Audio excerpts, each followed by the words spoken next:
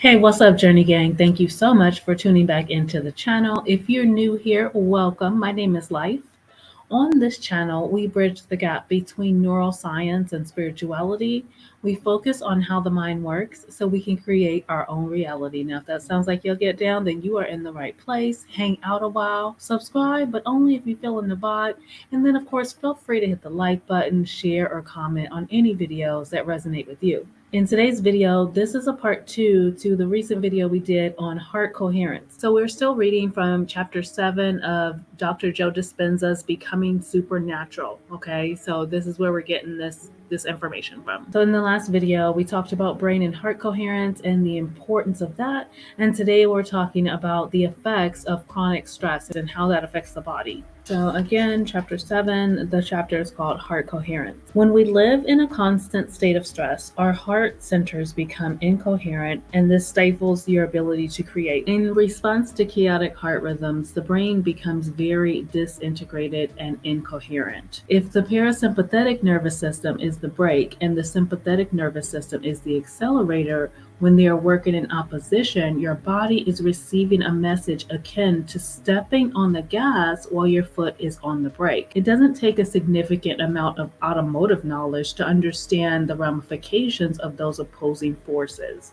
We wear out the brakes and put stress on the drivetrain, while the resistance wastes energy and reduces fuel efficiency. Eventually, this habitation of stress wears down the body so much that it eliminates our ability to repair and maintain health, depleting our vitality and resistance. You may feel completely drained, out of sorts, and perhaps sick while under the influence of chronic stress. The more addicted we become to these states of stress, the less likely we are to open our hearts, go within, and consciously create heart coherence. Now, one thing I want us to focus in on there is the more addicted we become to these states of stress. We've talked before about how the ego mind works and how the ego within us can get addicted to these things, whether it's good or bad, whether these feelings that you're having are positive or negative, right?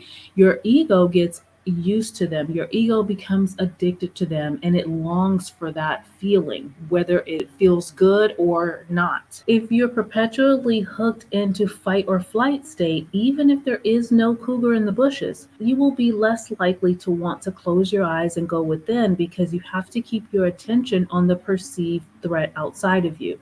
That perceived threat for a lot of us is bills, our goals, our dreams, the things that we want to attain, losing weight, gaining weight, eating healthy, whatever it is, having that relationship, that better relationship with your children, whatever it is that you're looking for, those perceived stressors take over and they take advantage if we allow them to, then they become our everyday routine. No new information can enter your nervous system that is not equal or relevant to the emotions you're experiencing. So you can't program your body for a new destiny. You can't reach those goals that you want if you're constantly being who you are.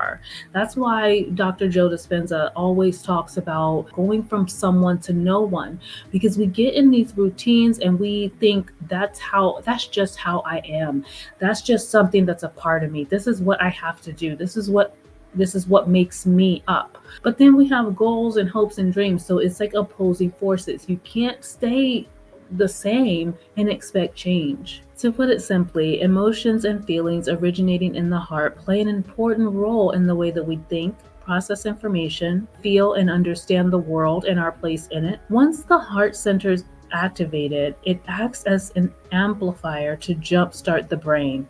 It enhances activity and creates balance, order, and coherence throughout the body. So I really wanted to share that with you guys because he's touched on so many important key factors in manifesting a life you love.